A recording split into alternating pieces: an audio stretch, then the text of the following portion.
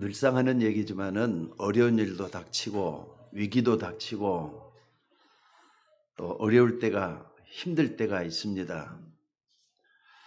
또 생각지도 않았는데 고난이 찾아오고 위기가 닥칠 수도 있습니다. 여러분들 그럴 때는 어떻게 처신을 하십니까? 오늘 말씀의 배경을 보면은 예수님께서 역사적으로 최고로 위기를 당하실 때 제자들에게 하신 얘기입니다. 근데 이런 사실을 제자들은 잘 모를 수가 있다고요. 예수님 지금 이렇게 과거, 현재, 미래를 다 내다볼 수 있는 하나님이시잖아요. 그런데 제자들은 인간이기 때문에 당장 앞밖에 당장 한 치 앞도 분간치 못하는 그런 사람이라 이거죠. 근데 예수님 그때 뭐라고 말씀을 하셨습니까? 너희는 마음에 근심하지 말라. 이 말씀을 하신 거거든요. 근데 여러분들 한번 생각을 한번 해보십시다. 지금 예수님이 볼 때 근심할 일이 생겼다는 거거든요. 사람들은 아무런 근심할 것도 없는데 근심하고 있는 그런 것을 나타내지를 않습니다. 근심할 거리가 있기 때문에 근심하게 되는 거죠. 아니, 여러분들 한번 생각을 해보세요. 바닷가에 놀러 간 자녀 있잖아요. 자녀들한테 거기 가면은 물 조심하라고 하지 거기 가면은 불 조심하라 하는 사람이 하나도 없거든요. 아이가 밖에 나가서 놀러 나갔는데 얘야 차 조심해라 그러지 그 아이들은 말이죠. 다른 것 조심하라 하지를 않아요. 그러니까 근심거리가 있으니까 근심하지 말라 이렇게 말씀하신 거라 이 말이에요. 너희는 마음에 근심하지 말라. 그래 놓고 말이죠. 확실한 보증을 얘기해요. 뭐라고 얘기를 합니까? 하나님을 믿기 때문에 근심하지 말라. 근데 더 확실한 보증을 또 해요. 나를 믿으니 또 근심하지 말라. 그건 전부 다 되는 거 아니에요. 우리는 삼위일체 하나님을 믿습니다. 그 속에 모든 게 다 포함되는 말이에요. 눈에 보이지 않는 하나님을 믿는데 하나님을 믿으니까 근심하지 말라. 또 나를 믿으니까 근심하지 말라. 이렇게 말씀하고 계시는 겁니다. 그리고 예수님께서 아주 중요한 말씀을 하시죠. 너희를 위하여 뭐라고요? 천국이 예비되어 있으니까 근심하지 말라. 구원받았다 그 말이잖아요. 여러분 천국은 아무나 가는 데가 아닙니다. 돈 많다고 가는 것도 아니고 머리 좋다고 가는 것도 아니고 학력 좋다고 가는 데가 아닙니다. 어떤 사람이 갈 수 있느냐? 어떤 사람이 갈 수 있죠? 구원받은 사람만이 갈 수 있어요. 누가 뭐라 해도 하나님 자녀만이 갈 수 있는 데가 천국입니다. 천국이 예비되어 있으니까 내 아버지 집에는 거할 곳이 많도다. 천국이 예비되어 있으니까 근심하지 말라고 하시는 거예요. 그러면서 중요한 말씀을 14장에 계속해서 하고 있는 걸 볼 수가 있습니다. 그 중요한 말씀이 뭐죠? 내가 가면 아버지께서 또 다른 보혜사를 너에게 주사 너희와 영원토록 함께 있게 하실 것이다. 보혜사가 뭐죠? 보호하신단 말이에요. 해는 뭐죠? 은혜를 베푸신다 이 말이에요. 사는 뭐죠? 가르칠 사자. 가르치는 일을 하는, 그러니까 보호하시고 은혜를 베풀고 또 가르치는 일을 하는 성령님을 너에게 보내실 것이다. 말씀을 하셨어요. 그러면서 뭐라 그랬습니까? 이 모든 것을 생각나게 할 것이다. 요한복음 14장 16절 17절에 이런 말씀들을 계속해서 하시고 있는 걸 볼 수가 있습니다. 그리고는 뭐라 그럽니까? 이런 성령의 역사를 말씀을 하시고 난 다음에 내가 너에게 평안을 끼치노니 곧 나의 평안을 너에게 주노라. 내가 주는 평안은 세상에 주는 것 같지 않을 것이다. 이 말씀을 하시는 걸 볼 수가 있습니다. 그러니까 오늘 말이죠. 절대로 낙심도 말고 근심도 말아야 될 이유를 설명하면서 뭐라 그랬습니까? 제자들과 또 여러분에게 절대로 망하지 않은 이유를 오늘 본문에서 말씀을 하고 있는 겁니다. 따라서 봅시다. 절대로 망하지 않는 이유. 오늘 메시지를 여러분들이 잘 이해를 하면은요, 여러분 절대로 망하지 않을 줄을 믿으시기 바랍니다. 그게 뭐냐? 오늘 말씀을 하셨어요. 요한복음 14장 6절. 이건 여러분들이 평생 잊지 마셔야 돼요. 내가 곧 길이요 진리요 생명이니 나로 말미암지 않고는 아버지께로 올 자가 없느니라. 아버지는 저 영원한 천국에 계시잖아요. 내가 곧 길이요 진리요 생명이니 나로 말미암지 않고는 너희가 아버지께로 올 자가 없느니라. 여러분들, 이 말씀은요, 지금 예수님 말씀하실 때 제자들만 듣고 있는 게 아니에요. 성경을 통해서 하나님의 말씀에 기록이 돼가지고 시대와 공간을 초월해서 모든 사람에게 들려주시는 하나님의 말씀인 줄로 믿습니다. 그러니까 여러분들, 어둠의 세상 주관자가 있습니다. 어둠의 세상 주관자인 사단의 이론이라든지 사상의 속임수에 속지 마시기를 바랍니다. 그리고 하나님의 말씀을 붙드는 여러분들이 되셔야 될 줄로 믿습니다. 내가 곧 길이요 진리요 생명이다. 근데 제가 지금도 신학교 때 배운 게 기억이 나요. 좀 대학원에서 말이죠. 대학원에서 요 말씀을 가지고 그러니까 3시간 강의를 듣는데 내가 곧 길이요 진리요 생명이다 이렇게 말씀 이거 하나 가지고 3시간 동안 강의를 듣는데 절대로 잊어먹지 않는 게 하나 있어요. 그게 뭐냐? 영어로 말이죠. 교수님이 이걸 얘기를 해줘요. I am the way and the truth and the life라 그랬어요. 근데 정관사 더가 들어갔다. 그거 가지고 정확하게 어원적인 걸 살피면서 얘기를 해줘요. The way, the truth, the life. 그 길이요, 그 진리요, 그 생명이다 이 말씀이에요. 근데 이걸 가지고 말이죠. 여러분들 이 더라는 말이 말이죠. 정관사 더가 어떻게 사용되는가 이걸 한번 살펴볼 필요가 있습니다. 근데 거기는요. 옛날에 했던 걸 생각하면서 그라는 말로 표현을 해요. 근데 더 중요한 게 뭐냐면요. 세상에서 유일한 대상 앞에 쓰는 용어라는 거예요. 그 어떤 대상도 없고 오직 하나인 그걸 말할 때 쓰는 게 더라는 정관사라는 뜻이에요. 그러니까 그 길, 유일한 길이라는 말이에요. 그 진리, 유일한 진리란 말이에요. 그 생명, 하나밖에 없는 생명이라 이 말이에요. 나는 그 길이요, 그 진리요, 그 생명이다. 예수님이 이렇게 말씀하신 줄로 믿습니다. 왜 그 길이냐? 세상에는 길이 너무나도 많거든요. 틀린 길도 많고 바른 길도 많고 잘못된 길도 많고 그중에 또 옳은 길도 있고 또 옳다고 말이죠. 다 옳은 것도 아니고 부분적으로 옳은 것도 있고 근데 그 길이란 말이에요. 여러분들 이런 말씀을 하시면서 마지막에 뭐라 그랬느냐? 나의 평안을 너희에게 주노니 곧 나의 평안을 너희에게 주노라. 내가 주는 평안은 세상이 주는 것 같지 아니하니라 하시면서 마지막으로 다시 한번 정리해 놓은 게 너희는 마음에 근심도 말고 두려워하지도 말라. 이런 말씀을 하시는 겁니다. 그렇다면 여러분들이 예수 믿고 복음의 진리, 복음의 길, 복음의 생명을 소유한 여러분이라면은 오늘 이 말씀 속에서 평안이 넘쳐나야 돼요. 이 말씀 속에서 힘이 넘쳐나야 돼요. 요 속에서 모든 것들이 다 나와져야 된다 이 말입니다.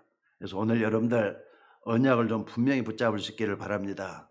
그러니까 나에게 어려운 일이 자꾸 찾아와도 생각할 것도 많은데 어떻게 근심하지 않고 행복하게 살아갈 수가 있겠습니까? 아니 여러분들 어떤 사람이 근심하지 않고 염려하지 않고 사는 사람이 어디가 있겠습니까만은 근심하지 말라 그러잖아요. 염려하지 말라고 하시잖아요. 그래서 어떤 사람이 하나님 주시는 그 평안 속에 행복하게 전도자의 길을 걸어가고 하나님이 원하는 그 길을 걸어갈 수가 있겠느냐 이 말입니다. 그래서 오늘 여러분들 꼭 좀 다시 한번 여러분 속에 박히자고 말이죠. 세 가지 명제를 가지고 한번 생각을 해봤으면 좋겠어요. 어떤 사람이 정말로 행복하고 하나님이 원하는 삶을 살아갈 수가 있는 겁니까? 여러분 다 하나님이 원하는 삶을 살아가야 되는데 첫째는 뭐냐면 그 길을 아는 사람이에요. 여러분들 길이라는 게 뭐죠? 여러분들이 어딘가를 찾아갈 때 하는 코스를 길이라고 하잖아요. 가다 보면 이런 길도 있고 저런 길도 있는데 가다 보면 코스들이 다 적재 속에서 다 들어있어요. 그런데 길이 어떤 길이라고요? 영원히 하나님께로 가는 길이라 이 말이거든요. 여러분들 하나님이 여러분을 창조하신 것을 믿습니까? 믿으면 아멘 좀 크게 하셔요. 하나님이 여러분과 저를 창조하신 줄 믿습니까? 맞습니다. 모든 것이 다 주께로 왔사오니 모든 건 다 주께로 돌아간다 그랬어요. 맞습니까? 흙은 여전히 땅으로 돌아가고 영은 것을 주신 하나님께로 돌아간다 그랬어요. 여기서부터 모든 게 나오는 거 아닙니까? 여러분 믿든 안 믿든 진리는 진리입니다. 이 말씀 그대로 믿으셔야 돼요. 그래서 우리 인간은 하나님께로부터 분명히 나왔기 때문에 반드시 하나님께로 돌아가야 되는 겁니다. 그래서 하나님께로 가는 그 길, 그것을 알고 있는 사람은 근심할 필요도 없고 근심거리가 와도 걱정할 필요가 없는 겁니다. 여러분 성경에서 말이죠. 중요한 인물들을 들려면은 렘넌트 7명을 뽑을 수가 있습니다. 중요한 인물, 모세 뭐 다 뽑을 수가 있죠. 다윗 또 여러 가지 요셉. 그런데 그 중에서 말이죠. 한 사람만 딱 들라면 성경에서 가장 대표적인 인물 누구를 얘기할 수 있을까요? 누굴 들 수 있겠어요? 요셉입니다. 요셉. 근데 요셉을 여러분들이 한번 잘 봐보세요. 요셉은 어렸을 때부터 세계복음화해야 될 언약을 알고 있었다는 사실이에요. 어떻게 알고 있는 성경 기록에 놓지를 않아요. 해와 달과 별들이 내게 절하더이다. 11개 볕단들이 내게 절하더이다. 세계복음화 언약을 이렇게 알고 있었다 이 말이에요. 그러니까 요셉은 어떤 어림이 와도 흔들리지를 않았어요. 앞으로 여러분이 붙잡을 언약이 어떻게 이루어지는지 한번 봐보세요. 여러분들은 가장 중요한 언약, 그리스도 언약, 구원의 언약, 생명의 언약, 그걸 붙잡고 있는 줄로 믿습니다.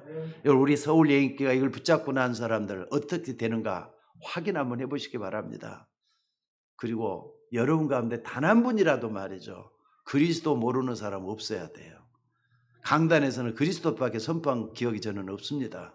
그렇기 때문에 그리스도가 여러분의 왕이 되시고 참 제사장이 되시고 참 선지자가 되시는 걸 믿는 사람이라면 여러분 다 하나님 백성들이에요. 하나님 자녀가 된 줄로 믿습니다. 그렇기 때문에 요셉 같은 축복을 받게 돼 갖고 있어요. 여러분 요셉 노예로 갔어요. 흔들렸습니까? 안 흔들렸습니까? 노예로 가도 흔들린 적이 없어요. 억울한 누명을 쓰고 감옥에 들어갔어요. 흔들리지를 않았어요. 그 전에 이미 요셉은 창세기 3장 15절의 비밀을 딱 붙잡고 세계복음화의 꿈을 확실하게 꿨던 그런 흔적들이 창세기 37장부터 50장까지 뭐 곳곳에 숨어 있는 걸 볼 수가 있습니다. 또 요셉은 억울한 누명을 쓰고 감옥에 갔을 때도 말이죠. 내가 그래도 예수만 믿었는데 하나님만 믿었는데 왜 감옥이냐 이런 말 한 적 한 번도 없어요. 원망 한 번 안 했다 이 말이에요. 왜 그랬느냐? 요셉은 그 억울한 누명을 쓰고 감옥에 가도 노예가 됐어도 뭐 했느냐? 이게 자기가 영원토록 걸어가야 될 길이 아니라는 것을 알고 있었기 때문에 그렇다 이 말이에요. 총리가 되었어도 세계복음할 때도 말이죠. 얘기하지 않았습니까? 형님들이 나를 판 것이 아니고 하나님이 앞서서 나를 보내신 것이다. 요셉이 그런 고백을 하잖아요. 이걸 딱 보면은요, 요셉은 알고 있었다니까요. 그 길을 알고 있었다 이 말입니다. 여러분들, 요셉처럼 이렇게 길을 알고 있는 사람은 절대로 흔들리지를 않습니다. 문제가 와도 그건 문제가 아니에요. 어려움이 와도 그건 어려움이 아니라 이 말입니다. 그러니까 여러분들 제일 문제는 뭐냐? 여러분을 속이는 사단입니다. 가만히 여러분 속에서 생각나는 걸 딱 보면 그 생각이 맞는 것 같거든요. 또 누군가 얘기를 하잖아요. 그럼 그게 맞는 것 같이 느껴진다 이 말이에요. 근데 사람 말 듣고 내 생각이 옳다고 하지 말고 어디로 봐야 되느냐? 언약을 살펴봐야 돼요. 하나님 나에게 말씀한 거 뭔가 이걸 볼 수 있는 눈이 열려져야 될 줄로 믿습니다. 여러분이 누굽니까? 여러분 그리스도의 언약을 붙잡고 있는 하나님의 자녀인 줄로 믿습니다. 여러분 그리스도라는 사람은 길을 알고 있는 사람이라 이 말이에요. 그래서 그리스도 언약의 길 속에 있는 사람들은 망할 수가 없는 겁니다. 절대로 망할 수가 없습니다. 그러니까 여러분들 망한다는 생각을 꿈에도 하지 마셔요. 나는 하나님의 자녀이기 때문에 절대로 안 망한다. 믿으셔도 돼요. 맞습니까? 그런데 요셉의 형들 한번 봐보세요. 요셉의 형들은 동생을 죽이려다 못해 매정하게 노예로 팔았던 사람이 요셉의 형들 10명들 아닙니까? 10명이나 되는 형들이 똑같이 그런 일을 다 했어요. 왜냐하면 합세해서 그런 일을 했으니까. 하나를 보게 되면은 열을 다 안다 그러잖아요. 근데 요셉의 형들을 딱 보면은요, 이 길 말고 하나님이 원하는 이 길 말고 엉뚱한 길을 가다가 어떻게 되느냐? 늘 고생한 걸 볼 수가 있어요. 그걸 다윗은 말이죠. 시편 1편에서 참 잘 얘기를 해요. 시편 1편에 복 있는 사람은 그랬는데 거꾸로 한번 해보세요. 복 없는 사람은 어떤 사람인가? 복 없는 사람은 오만한 길을 가는 사람이에요. 복 없는 사람은 교만한 길을 가는 사람이에요. 복 없는 사람은 거짓된 길을 가는 사람이에요. 복 없는 사람은 악인의 길을 쫓아가는 사람이라 그랬어요. 그게 시편 1편 1절의 말, 1절부터 6절까지 장황하게 늘어놓고 있잖아요. 복이 있는 사람은 악인의 길을 쫓아야 한다는데 악인의 길을 쫓아가고. 여러분 안 그렇습니까? 만약에 여러분들이 늘 사기치고 거짓말하고 도둑질하고 이상한 짓을 하고 그런 식으로 세상을 가볍게 산다면은 어떻게 될 것 같습니까? 분명히 복 못 받는 사랑 가운데 들어서게 될 줄로 믿습니다. 그런 사람이 여러분 뭐냐? 저주받은 사람이라고 볼 수 있어요. 저주만 따로 있습니까? 야, 우리 예성이가 태어나가지고 말이죠. 예성이 얼굴 쳐다보면요, 천사 같아요, 저는. 뭐, 우리 박사님 쌤은 예성이한테 뿅 갔다고 말씀을 하시는데, 진짜 내가 뿅 간 것 같아요. 얼굴 쳐다보시면 감탄이 저절로 나와요, 그냥. 어떻게 저렇게 천사 같을까? 근데, 이런 천사 같은 아이가 점점 세상을 이제 살다 보면서 자기 속에 있고 나오기 시작을 해요. 창세기 3장이 자꾸 드러난다니까요. 여러분이 그랬던 것처럼. 그럴 거 아닙니까? 여러분 아시다시피 다니엘과 그의 친구 사드락 메삭 아벳느고 걸어갔던 길 한번 살펴보셔요. 또 죽으면 죽으려 했던 에스더 같은 왕비, 또 뿐만 아니라 신앙이 훌륭하기보다는요, 이 사람들은 언약을 정확하게 제대로 알고 있던 사람이었다. 그렇기 때문에 흔들리지를 않았어요. 여러분과 제가 믿는 예수 그리스도께서 내가 곧 길이요 진리요 생명이라고 했습니다. 그러니까 나로 말미암아 편은 아버지께로 올 자가 없다. 나로 말미암아 제 아버지께로 올 자가 없다. 여러분 천국 있다 예비되어 있다 그랬잖아요. 근데 예수님을 따라가다 보면 천국 가게 돼 있어요. 믿습니까? 여러분이 그리스도라는 단어를 모르면 절대로 흑암 세력을 이길 수 없다는 걸 아셔야 됩니다. 그리스도 이름 부를 때마다 흑암은 꺾이게 돼 있어요. 그러니까 여러분들이 여러분에게 닥치는 환난, 어려움, 고통, 여러 가지 압박하는 것들 오고들라 그리스도는 계속 불러보셔요. 그리스도 이름 앞다 꺾이게 돼 있어요. 믿으시기를 주의 이름으로 축원합니다. 저는 말할 것도 없지만은 유광수 목사님 내가 몇 번 소개를 했는데요. 유광수 목사님 이 일이 어려울 때마다 이런 언약을 붙잡았다고 합니다. 어려울 때마다 저 갈보리 산에서 예수님이 날 위해서 십자가 지시지 않았느냐? 저 갈보리 산에서 예수님이 정말로 십자가에서 승리하지 않았느냐? 예수님이 저 갈보리 산 십자가에서 다 이뤘다고 하지 않았느냐? 항상 십자가에다 꽂혀가지고요. 십자가 그 주님만 생각을 한대요. 그러면서 20년 전부터 계속 어떻게 하면 복음할 것인가 하다가 찾아낸 게 있어요. 그게 뭐냐면은 어린아이들이라는 거예요. 어린 청소년들이라는 거예요. 그래서 거기서 딱 있는데 이분이 말이죠. 이걸 딱 붙잡은 게 뭐냐면은 이사야 6장 14절에 나오는 거. 거룩한 씨가 곧 구루터기니라. 요 말씀이래요. 자, 따라서 해봅시다. 거룩한 씨가. 크게 따라서 한번 해보세요. 거룩한 씨가 곧 그리스도 구루터기니라. 여기에서 말이죠. 렘넌트란 단어를 찾아냈대요. 근데 미국에서도 쓰고 있는 단어예요.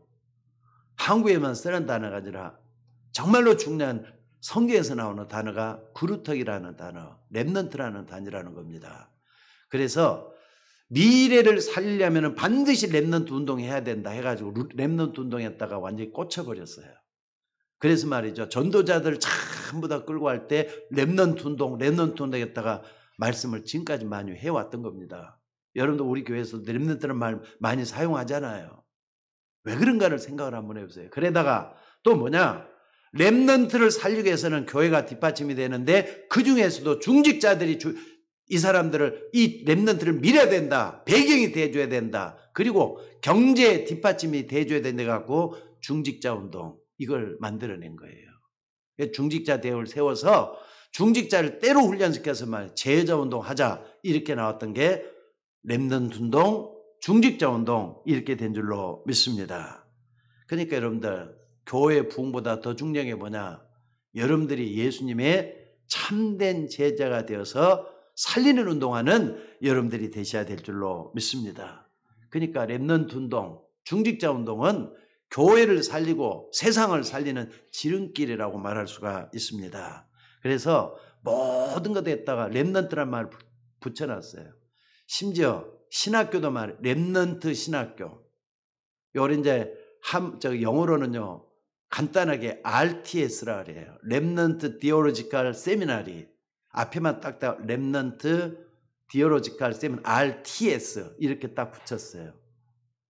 또 렘넌트 칼리지, 렘넌트 유니버시티 전부 다 붙여놨어요. 여러분들 렘넌트 무슨 말이냐? 거룩한 씨구나. 여러분이 거룩한 씨가 맞습니까? 여러분들이 훈련시키시고 여러분들이 바라봐야 될 렘넌트가 바로 이 거룩한 씨가 돼야 되기 때문에 이 말씀을 붙였다 이 말입니다. 그래서 여러분들 렘넌트는 하나님이 특별히 보내서 키우시는 하나님의 방법이라는 걸 잊지 마시기 바랍니다. 그래서 그 사람들은 뭐라고 해요? 그 길을 알고 있던 사람들이라 볼 수 있어요.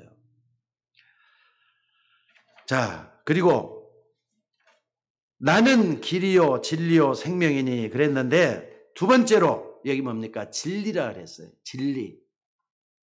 어떤 사람이 근심하지 않고 평안하게 전도자의 길을 가면서 행복을 누릴 수가 있느냐? 진리가 뭡니까 여러분들? 아니 진리도 뭐 여러 가지 많이 있잖아요. 근데 그 진리라 그랬다니까. 한번 봐봅시다. 봄이 가면은 여름이 와요. 여름이 가면은 가을이 와요. 가을이 가면 또 겨울이 와요. 진리입니까 아닙니까? 그것도 진리라 그래요. 변함이 없는 거고. 변함이 없기 때문에 진리라고만 해야 되는 겁니까?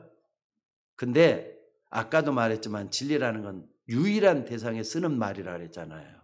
그 진리라고 할 때는 어떤 그 진리를 얘기하는 건가? 이걸 바로 알고 여러분들이 기도하는 여러분들이 되셔야 될 줄로 믿습니다. 이 진리를 알려면 세상을 바로 알아야 돼요. 요한 1서 2장 16절 17절 보니까 이는 세상에 있는 모든 것이 육신의 정욕과 안목의 정욕과 이생의 자랑이니 그랬습니다. 세상에 있는 모든 것이 육신의 정욕과 안목의 정욕과 이생의 자랑이라고. 여러분들 여러분들이 살고 있는 세상을 한번 진짜 한번 눈을 열어서 한번 볼 수 있기를 바랍니다. 세상이 왜 이렇게 변해가고 있죠? 육신의 정욕과 안목의 정욕, 이생의 자랑으로 꽉 차 있는 세상이 우리가 살고 있는 세상입니다. 이걸 우리가 성경으로 딱 이렇게 보면 12가지로 요약을 할 수가 있어요. 여러분들 12가지 할 때는요, 성경에서 말하는 게 틀림없이 맞다고 하는 게 진리입니다. 이걸 분명히 눈을 열어줘야 돼요. 창세기 3장, 창세기 6장, 창세기 11장. 사람들이 다 나중심적이잖아요. 자기밖에 모른다 이 말이에요. 게다가 자꾸 육신의 정욕 때문에 물질적으로 자꾸 변해가고 있어요. 돈밖에 모르는 사람은 자꾸 변해간다 이 말이에요. 게다가 내가 남들한테 지지 않으면 성공해야 돼. 성공 중이면 사람은 자꾸 변해가요. 근데 이것으로 말하면 얼마나 많은 사람들이 병들어 있습니까? 또 잘못된 길, 그릇된 길을 가고 있느냐 이 말이에요. 요즘 그냥 정치하는 사람들 보면 막 구역질이 막 저절로 나더라고요. 저리가 무슨 정치인이라고. 여야 뭐 똑같아요. 똑같아. 다 누구 옳단 말도 못하겠어요. 진리는 뭡니까? 그 진리야만 되는 거예요. 여러분들 창세기 3장 6장 창세기 11장을 딱 바라보면서 세상이 정말로 이렇게 돼갖고 있었던 거구나. 본질을 발견하는 여러분들이 되셔야 될 줄로 믿습니다. 그래서 여러분들 이걸 보면서 뭘 발견해? 아, 나도 이런 세상에서 하나님의 빛을 전달하는 전도자가 돼야 되겠구나. 이걸 깨닫는 여러분들이 됐으면 좋겠어요. 하나님은 여러분을 전도자로 불렀다는 걸 믿습니까? 대답이 없네. 하나님은 여러분을 전도자로 불렀다는 걸 믿습니까? 자기의 원하는 자를 부르시니 나온지라 이는 자기와 함께 있게 하시고 또 보내사 전도도 하며 그랬어요. 하나님은 여러분을 전도자가 되기를 원하십니다. 전도자로서 여러분들이 가야 돼요. 설령 내가 전도자 안 됐다 할지라도 방향을 맞추고 간다면은 하나님이 기뻐하시는 거예요. 왜? 방향에 딱 맞으니까. 아니 어떤 사람이 계속 요 방면을 가는데 맞으면 가야 되지만은 틀렸으면 어떡합니까? 처음부터 잘못돼 버리는 거잖아요. 그러니까 방향을 타러가면은 맞는 거예요. 그러니까 이 땅의 문제가 뭔가를 제대로 아는 여러분들이 되셔야 될 줄로 믿습니다.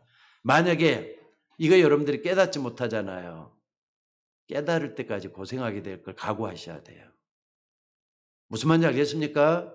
하나님 날 전도자로 부르셨구나. 예수님이 제자 중에서 베드로, 야고보, 요한 같은 사람을 중요한 제자를 불러놓고 뭐라 그랬느냐? 따라서 한번 해보세요. 나를 따라오너라. 예수님이 하신 말씀이에요. 나를 따라오너라.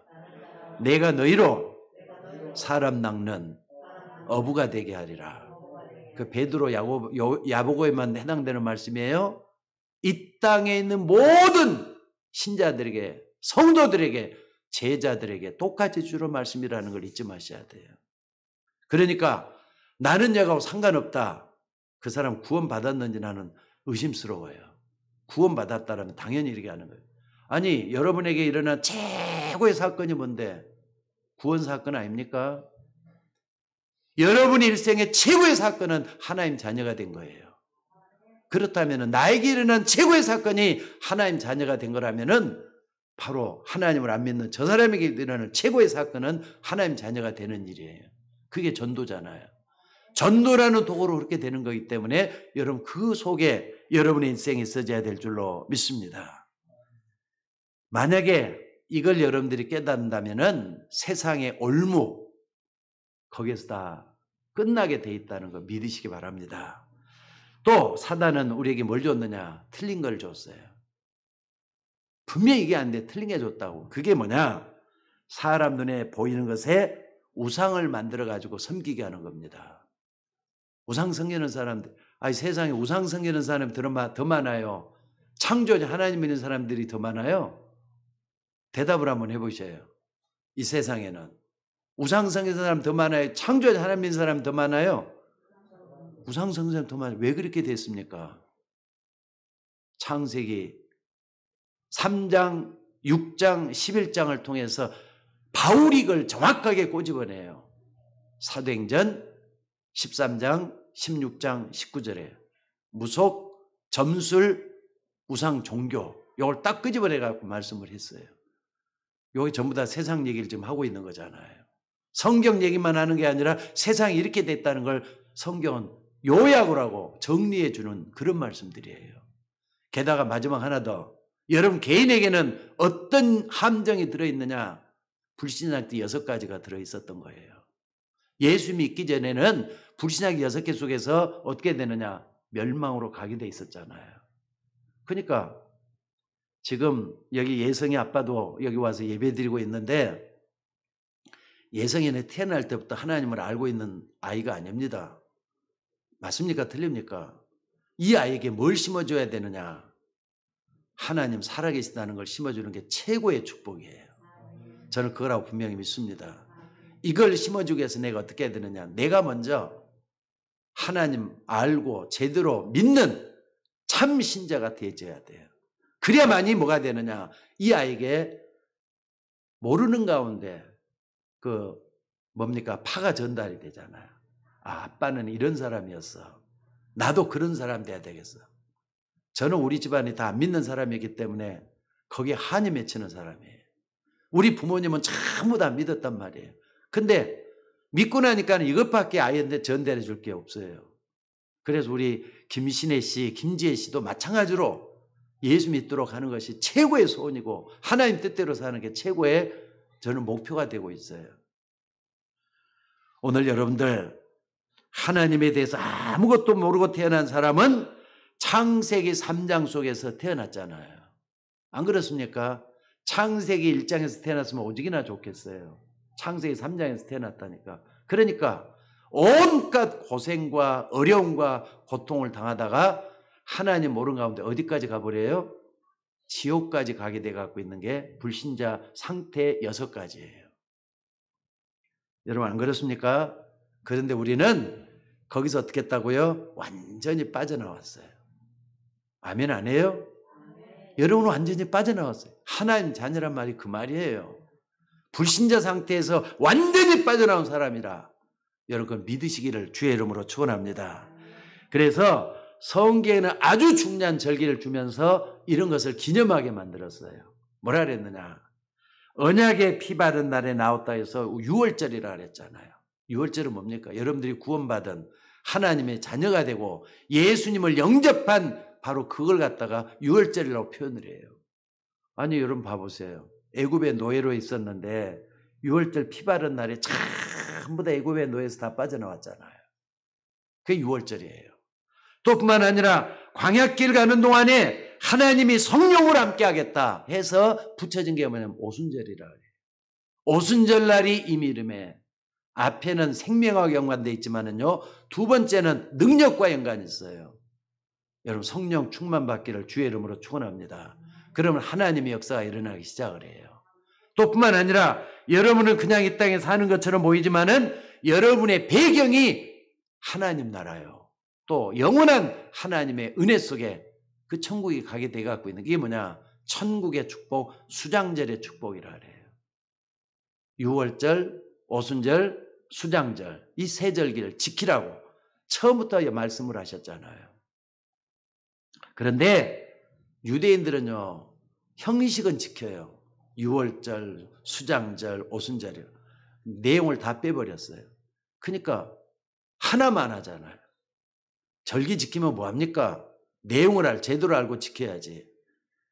구원 받았습니까? 6월절의 축복을 누리시기를 주의 이름으로 축원합니다. 정말로 내가 능력이 없다. 오순절의 축복을 하고 기도하셔야 돼요.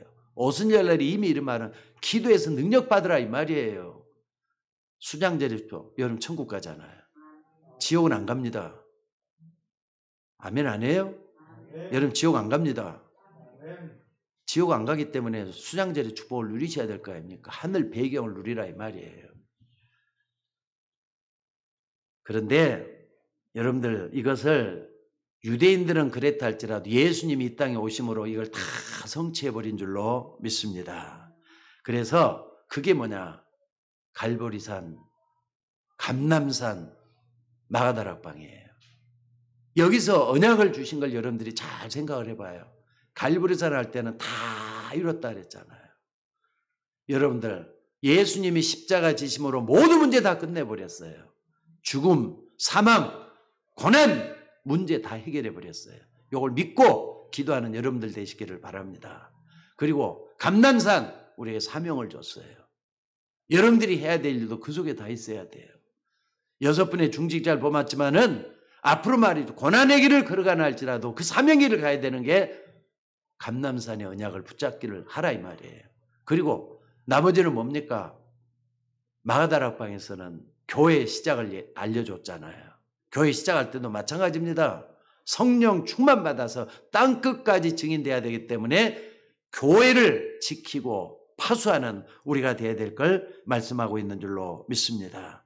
그래서 유월절, 오순절, 수장절의 세 절기, 또 갈보리산, 감남산, 또 마가다락방의 세 사건, 그래서 남겨진 게 뭐냐?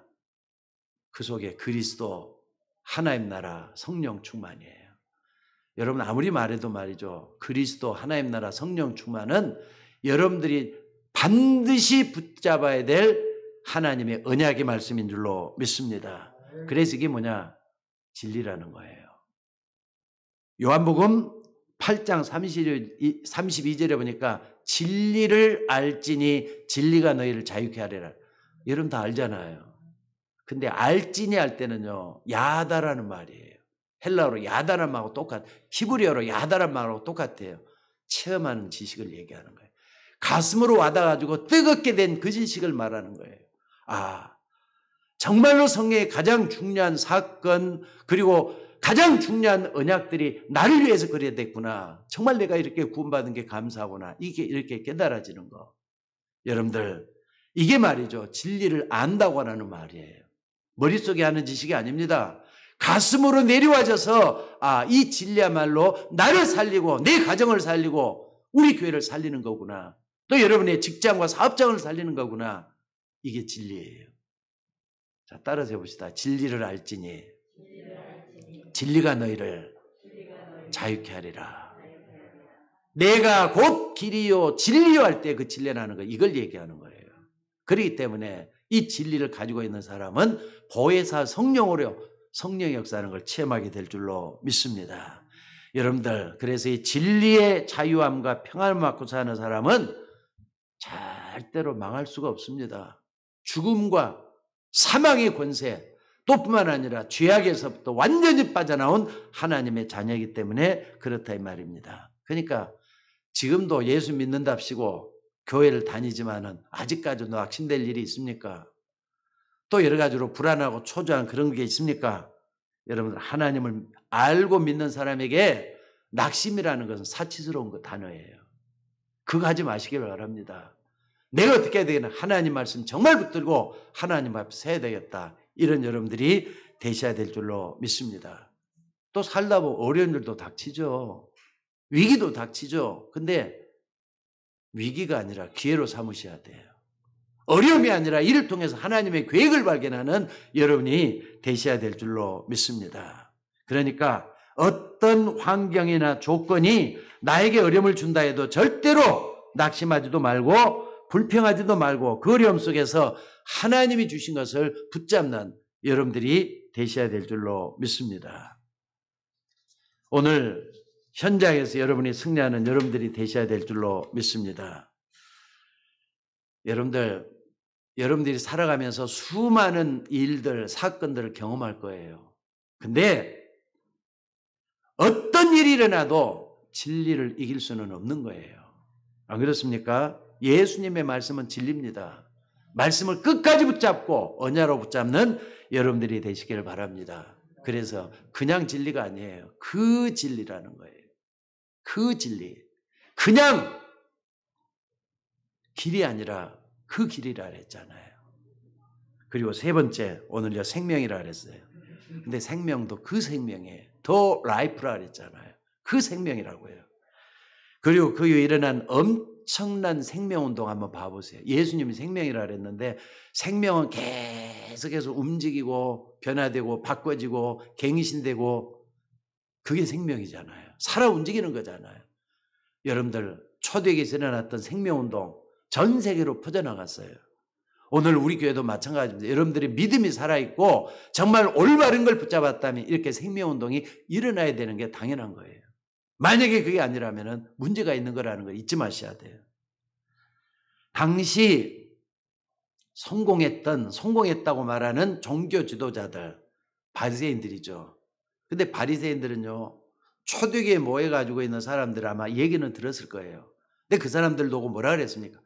저런 바보들이 어디가 있냐 그랬을 거예요. 근데 그 말이 맞아요, 틀려요? 아니거든요. 그 사람들은 바보가 아니었어요. 전 세계로 퍼져나간 기독교 시작이 거기서 됐잖아요. 생명운동이 일어났다 이 말이에요. 뿐만 아닙니다.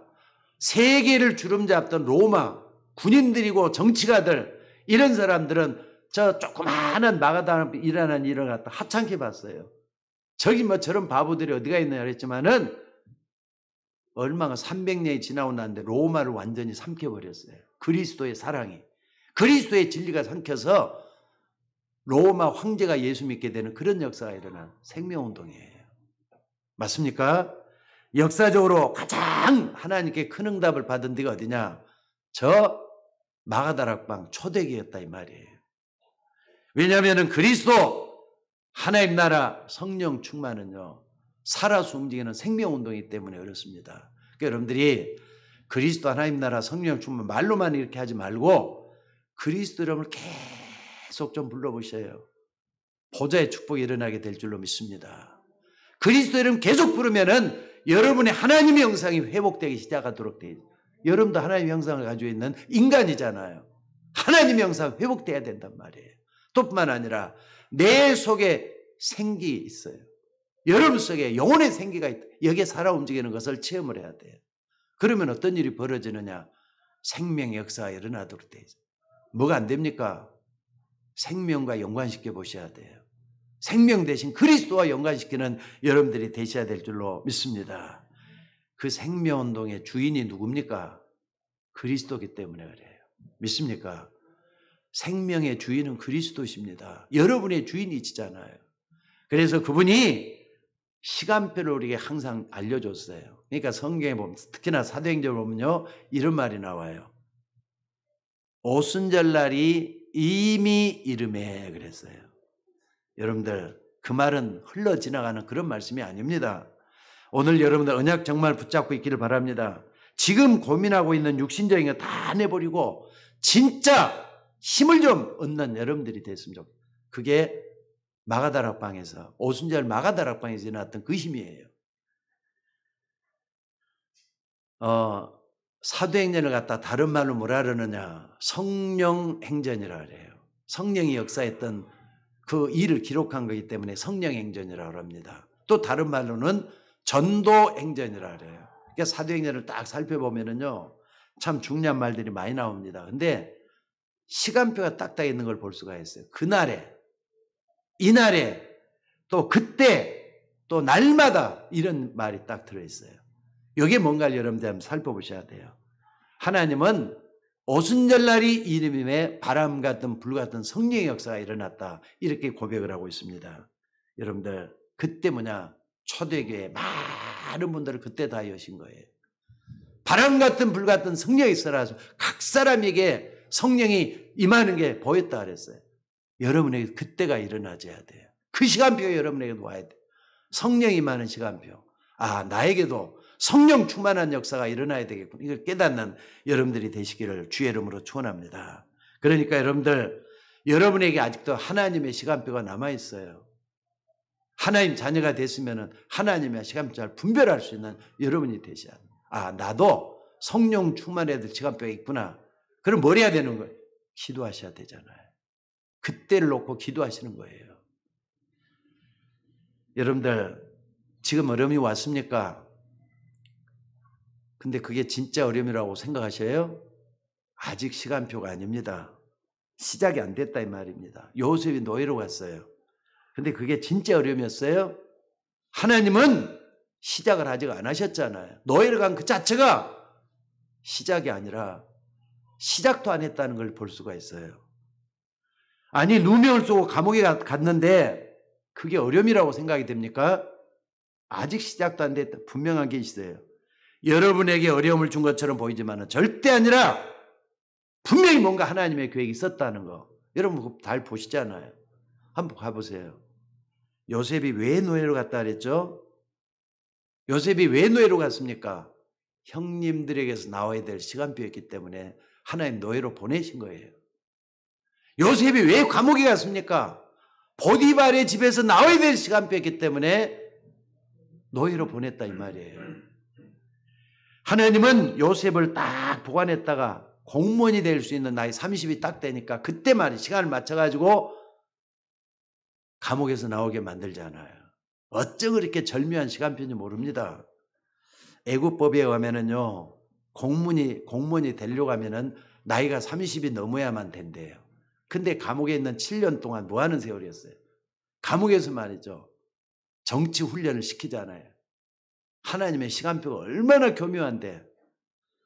그것도 말이죠. 주변 환경을 요셉이 가지 않으면 안 될 정도로 바로왕을 미치게 만들어 놨어요.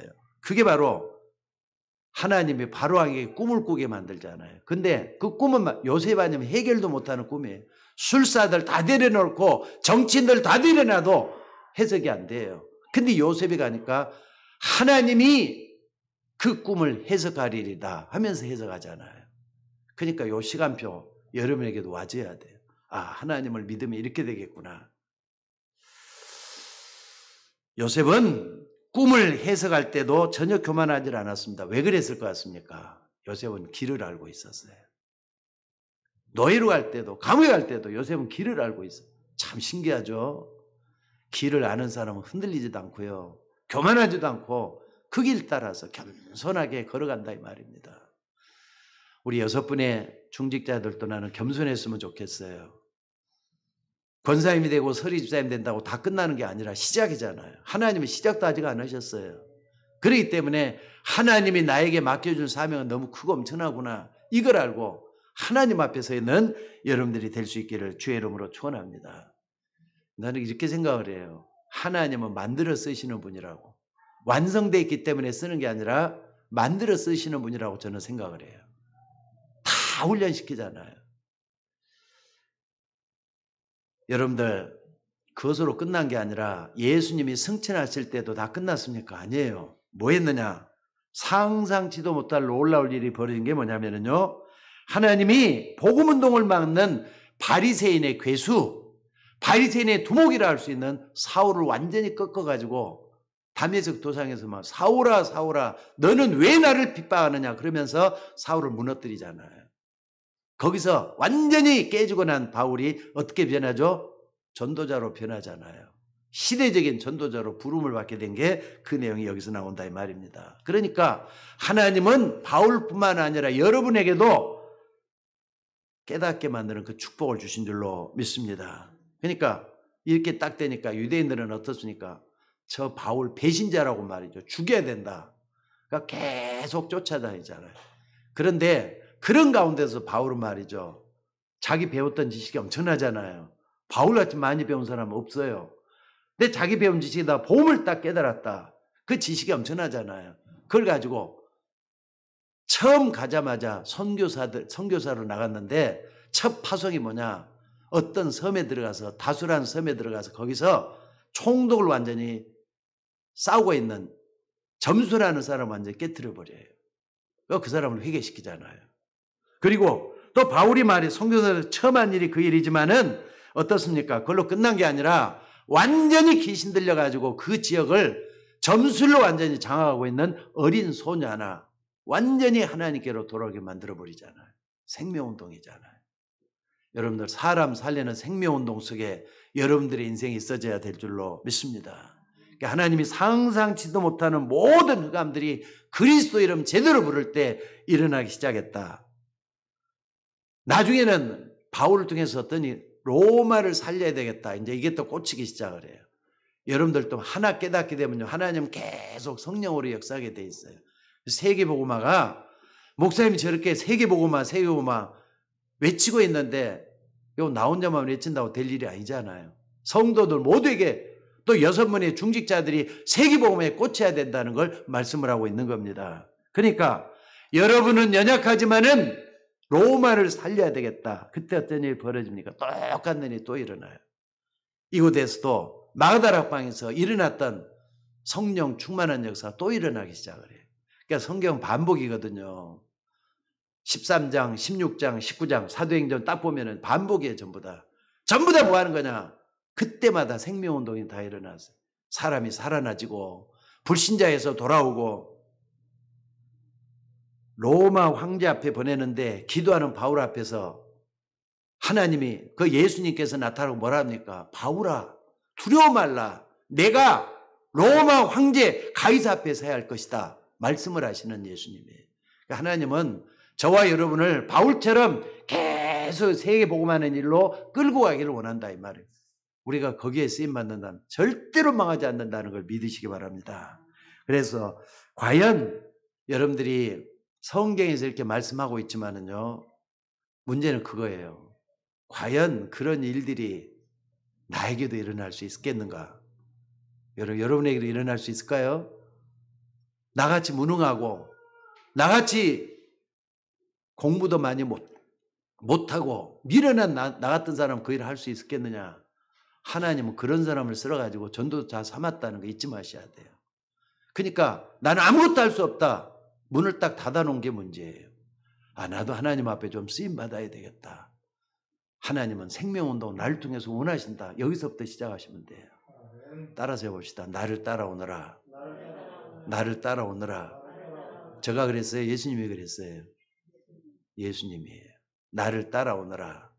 내가 너희로 사람 낚는 어부가 되게 하겠다. 하나님이 원하는 삶, 그 속에 있기를 주의 이름으로 축원합니다. 여러분들 정말로 말씀을 믿었던 증인들이 어떤 길을 걸어갔느냐? 예수님 그랬어요. 내가 곧 길이요 진리요 생명이니 나로 말미암지 않은 아버지께로 올 자가 없느니라 그래놓고 너에게 보혜사 성령을 주겠다 말씀을 하시면서 성령께서 임하시면은 증인될 것이다 말씀을 하고 있잖아요. 여러분들 왜 우리가 꼭 그 길을 따라가야 됩니까? 사람들이 다 길을 잃고 헤매고 때문에 그래요. 안 그렇습니까? 예수님을 희미하게라도 붙잡고 있기 때문에 다행이지만은 사람들은 길을 잃어버리고 방황을 하고 틀린 길, 다른 길을 가고 있다 이 말이에요. 또 뿐만 아니라 여러분들 한번 봐보세요. 나는 생명이다. 무슨 말입니까? 예수님이 생명이다 그랬잖아요. 사람들은 다 멸망의 길을 가고 있다 이 말이에요.